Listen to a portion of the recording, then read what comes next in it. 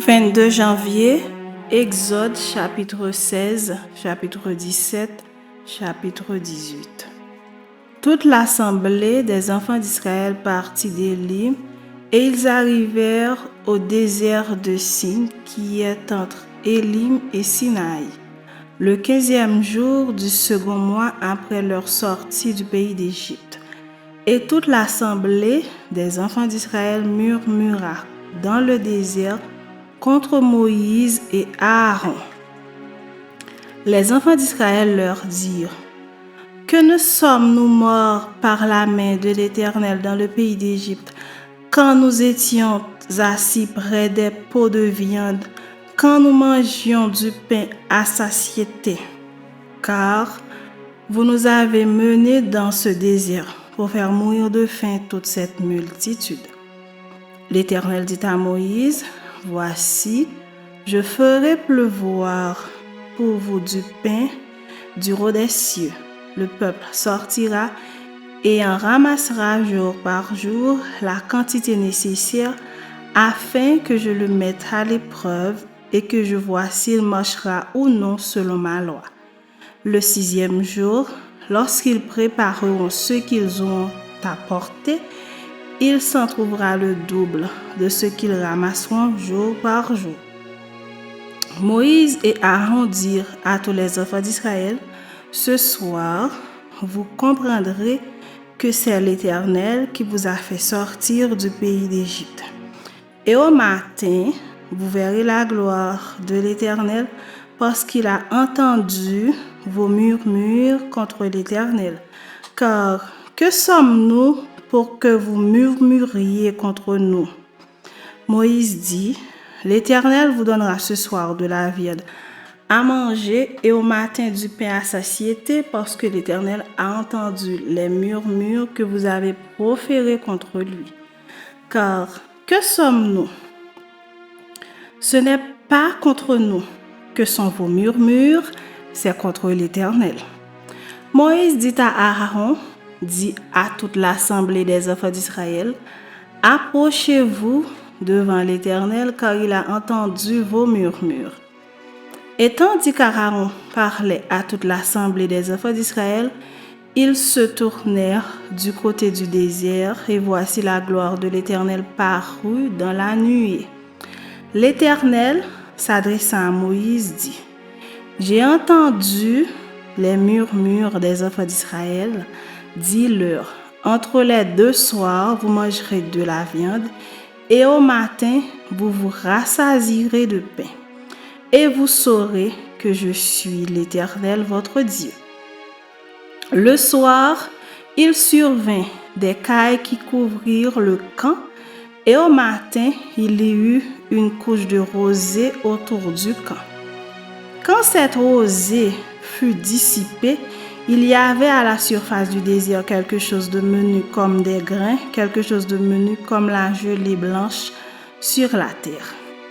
Les enfants d'Israël regardèrent et ils se dirent l'un à l'autre: Qu'est-ce que cela? Car ils ne savaient pas ce que c'était. Moïse leur dit: C'est le pain que l'Éternel vous donne pour nourriture. Voici ce que l'Éternel a ordonné: que chacun de vous en ramasse ce qu'il faut pour sa nourriture, un homère par tête suivant le nombre de vos personnes. Chacun en prendra pour ceux qui sont dans sa tente. Les Israélites firent ainsi, et ils en ramassèrent les uns en plus, les autres moins. On mesura ensuite avec l'homère. Celui qui avait ramassé plus n'avait rien de trop, et celui qui avait ramassé moins n'en manquait pas. Chacun ramassait ce qu'il fallait pour sa nourriture. Moïse leur dit: Que personne n'en laisse jusqu'au matin. Ils n'écoutèrent pas Moïse, et il y eut des gens qui en laissèrent jusqu'au matin. Mais il s'y mit des vers, et cela devint infect. Moïse fut irrité contre ces gens. Tous les matins, chacun ramassait ce qu'il fallait pour sa nourriture, et quand venait la chaleur du soleil, cela fondait. Le 6e jour, ils ramassèrent une quantité double de nourriture, 2 omers pour chacun. Tous les principaux de l'assemblée vinrent le rapporter à Moïse. Et Moïse leur dit, c'est ce que l'Éternel a ordonné. Demain est le jour du repos, le sabbat consacré à l'Éternel. Faites cuire ce que vous avez à faire cuire, faites bouillir ce que vous avez à faire bouillir, et mettez en réserve jusqu'au matin tout ce qui restera. Ils te laissèrent jusqu'au matin, comme Moïse l'avait ordonné. Et cela ne devint point infect, et il ne s'y mit point de verre. Moïse dit, mangez-le aujourd'hui, car c'est le jour du sabbat. Aujourd'hui, vous n'en trouverez point dans la campagne. Pendant 6 jours, vous en ramasserez, mais le 7e jour, qui est le sabbat, il n'y en aura point. Le 7e jour, quelques-uns du peuple sortirent pour en ramasser, et ils n'en trouvèrent point. Alors l'Éternel dit à Moïse, « Jusque à quand refuserez-vous d'observer mes commandements et mes lois? Considérez que l'Éternel vous a donné le sabbat, c'est pourquoi il vous donne au 6e jour de la nourriture pour 2 jours, que chacun reste à sa place et que personne ne sorte du lieu où il est au 7e jour. » Et le peuple se reposa le 7e jour. La maison d'Israël donna à cette nourriture le nom de manne. Elle ressemblait à de la graine de coriandre. Elle était blanche et avait le goût d'un gâteau au miel. Moïse dit, « Voici ce que l'Éternel a ordonné. Qu'un omer rempli de manne soit conservé pour vos descendants, afin qu'ils voient le pain que je vous ai fait manger dans le désert après vous avoir fait sortir du pays d'Égypte. » Et Moïse dit à Aaron, « Prends un vase, mets-y de la manne plein un omer, et dépose-le devant l'Éternel afin qu'il soit conservé pour vos descendants. » Suivant l'ordre donné par l'Éternel à Moïse, Aaron le déposa devant le témoignage afin qu'il fût conservé. Les enfants d'Israël mangèrent la manne pendant 40 ans jusqu'à leur arrivée dans un pays habité. Ils mangèrent la manne jusqu'à leur arrivée aux frontières du pays de Canaan. L'omer est la 10e partie de l'épha. Chapitre 17. Toute l'assemblée des enfants d'Israël partit du désert de Sin selon les marches que l'Éternel leur avait ordonnées. Et ils campèrent à Réphidim, où le peuple ne trouva point d'eau à boire. Alors le peuple chercha querelle à Moïse. Ils dirent, « Donnez-nous de l'eau à boire. » Moïse leur répondit, « Pourquoi me cherchez-vous querelle? Pourquoi tentez-vous l'Éternel? » Le peuple était là, pressé par la soif, et murmurait contre Moïse. Il disait, « Pourquoi nous as-tu fait monter hors d'Égypte pour me faire mourir de soif avec mes enfants et mes troupeaux? » Moïse cria à l'Éternel en disant, « Que ferai-je à ce peuple? Encore un peu, et ils me lapideront. » L'Éternel dit à Moïse, « Passe devant le peuple et prends avec toi des anciens d'Israël. Prends aussi dans ta main ta verge avec laquelle tu as frappé le fleuve et marche. Voici, je me tiendrai devant toi. Sur le rocher d'Horeb, tu frapperas le rocher, et il en sortira de l'eau et le peuple boira. » Et Moïse fit ainsi aux yeux des anciens d'Israël. Il donna à ce lieu le nom de Massa et Mériba parce que les enfants d'Israël avaient contesté et parce qu'ils avaient tenté l'Éternel en disant, « L'Éternel est-il au milieu de nous ou n'y est-il pas? » Amalek vint combattre Israël à Réphidim. Alors Moïse dit à Josué, « Choisis-nous des hommes, sors et combat Amalek. Demain, je me tiendrai sur le sommet de la colline, la verge de Dieu dans ma main. » Josué fit ce que lui avait dit Moïse pour combattre Amalek. Et Moïse, Aaron et Hur montèrent au sommet de la colline. Lorsque Moïse élevait sa main, Israël était le plus fort. Et lorsqu'il baissait sa main, Amalek était le plus fort. Les mains de Moïse étaient fatiguées. Ils prirent une pierre qu'ils placèrent sous lui et il s'assit dessus. Aaron et Hur soutenaient ses mains, l'un d'un côté, l'autre de l'autre. Et ses mains restèrent fermes jusqu'au coucher du soleil.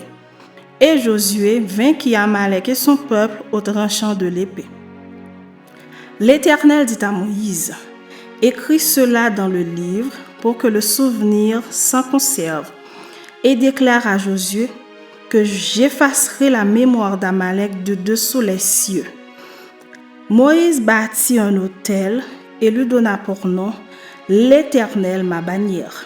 Il dit, parce que la main a été levée sur le trône de l'Éternel, il y aura guerre de l'Éternel contre Amalek de génération en génération. Chapitre 18. Jéthro, sacrificateur de Madian, beau-père de Moïse, apprit tout ce que Dieu avait fait en faveur de Moïse et d'Israël, son peuple. Il apprit que l'Éternel avait fait sortir Israël d'Égypte. Jéthro, beau-père de Moïse, prit Séphora, femme de Moïse, qui avait été renvoyée. Il prit aussi les deux fils de Séphora. L'un se nommait Gershon, car Moïse avait dit « J'habite un pays étranger ». L'autre se nommait Eliezer, car il avait dit « Le Dieu de mon père m'a secouru et il m'a délivré de l'épée de Pharaon ». Jéthro, beau-père de Moïse, avec les fils et la femme de Moïse, vint au désert où il campait, à la montagne de Dieu. Il fit dire à Moïse, « Moi, ton beau-père Jéthro, je viens vers toi avec ta femme et ses deux fils. » Moïse sortit au devant de son beau-père, il se prosterna et il le baisa. Ils s'informèrent réciproquement de leur santé et ils entrèrent dans la tente de Moïse.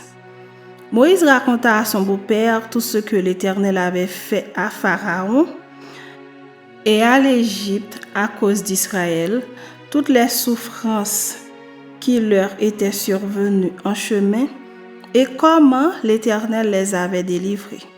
Jéthro se réjouit de tout le bien que l'Éternel avait fait à Israël et de ce qu'il l'avait délivré de la main des Égyptiens. Et Jéthro dit, « Béni soit l'Éternel qui vous a délivré de la main des Égyptiens et de la main de Pharaon, qui a délivré le peuple de la main des Égyptiens. Je reconnais maintenant que l'Éternel est plus grand que tous les dieux, car la méchanceté des Égyptiens est retombée sur eux. » Jéthro, beau-père de Moïse, offrit à Dieu un holocauste et des sacrifices. Aaron et tous les anciens d'Israël vinrent participer au repas avec le beau-père de Moïse en présence de Dieu. Le lendemain, Moïse s'assit pour juger le peuple, et le peuple se tint devant lui depuis le matin jusqu'au soir. Le beau-père de Moïse vit tout ce qu'il faisait pour le peuple, et il dit, « Que fais-tu là avec ce peuple? Pourquoi sièges-tu seul, et tout le peuple se tient-il devant toi depuis le matin jusqu'au soir? » Moïse répondit à son beau-père, « C'est ce que le peuple vient à moi pour consulter Dieu.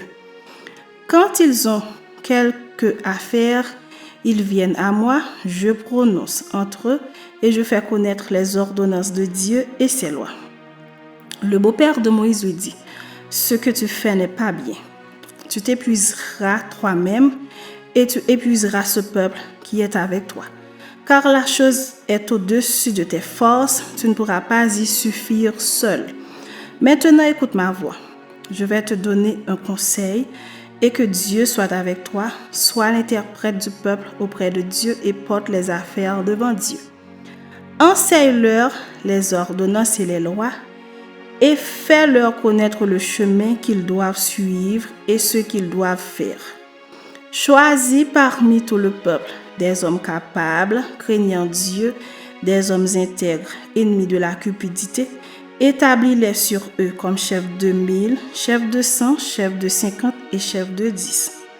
Qu'ils jugent le peuple en tout temps, qu'ils portent devant toi toutes les affaires importantes et qu'ils prononcent eux-mêmes sur les petites causes.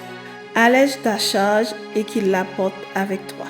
Si tu fais cela et que Dieu te donne des ordres, tu pourras y suffire et tout ce peuple parviendra heureusement à sa destination. Moïse écouta la voix de son beau-père et fit tout ce qu'il avait dit. Moïse choisit des hommes capables parmi tout Israël et il les établit chefs du peuple, chefs de 1000, chefs de 100, chefs de 50 et chefs de 10. Ils jugeaient le peuple. En tout temps, ils portaient devant Moïse les affaires difficiles et ils prononçaient eux-mêmes sur toutes les petites causes. Moïse laissa partir son beau-père et Jéthro s'en alla dans son pays.